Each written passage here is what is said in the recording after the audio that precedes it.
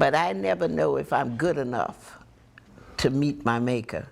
I always doubt that. No matter what you do, you said, oh God, I don't know how God's gonna weigh this out. So I get afraid when it comes to that kind of thing. But one priest I had, father told me, he said, I don't know why you're afraid. You're doing everything Jesus liked. I said, what am I doing, Father?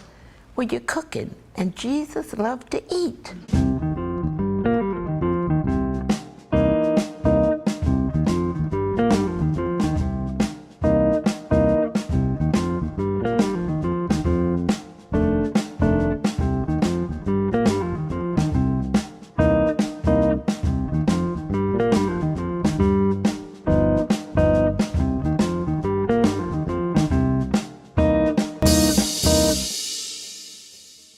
So when I came here, I wanted to do what I saw them do in the quarters. Nice restaurants, sit down, tables set, and all that kind of thing. There were no African-American restaurants to go to like you see now, like sit down and you see now.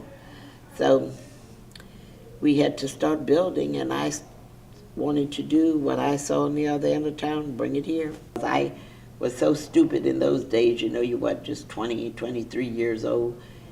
So, you know, I said, oh, we can do this because, you know, people are not, the only difference in people is color, their skin. That is so stupid. They have different cultures, different tastes. So the first thing I'm going to do when I come here is lobster thermidor, you know, that white cream. Oh, God, those folks say, you know. But then I knew then that I had to back up, and I had to start creating things that we had here, like jambalayas, like oyster dressing in the chicken breast, and coubouillons, and things that people were familiar with. And that went well. They say, well, Leah, you say you Creole. We go to Commander's Palace, they say they're Creole. They are. You have Creoles, and then you have Creoles in New Orleans, you know that. Post-Katrina, obviously, Leah lost Dooky Chase, and this was and is a big part of her life. And to have to, just emotionally speaking, when you lose something like this, something that you've spent your whole life toiling over, to come back in and rebuild it all and to reopen takes such energy, such drive, such enthusiasm, that frankly at her age or anybody else's age, I don't know how she can possibly do it. But she does, and she does it with a smile, and she does it with love. I was so fortunate because I had a lot of help. I was, what, 82, 83 years old at that time. And people said, well, what are you going to do? What am I going to do? I'm going to get in this restaurant, I'm going to clean up this mess, and I'm going to open it up.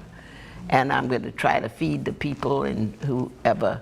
And we had a lot of help. A lot of people in this city really helped. So that's the way I look at life. It's all God's work, and you just do what you have to do to build it up again. So I fed a whole lot of people. John Fosse came and helped me. John Besh was helpful.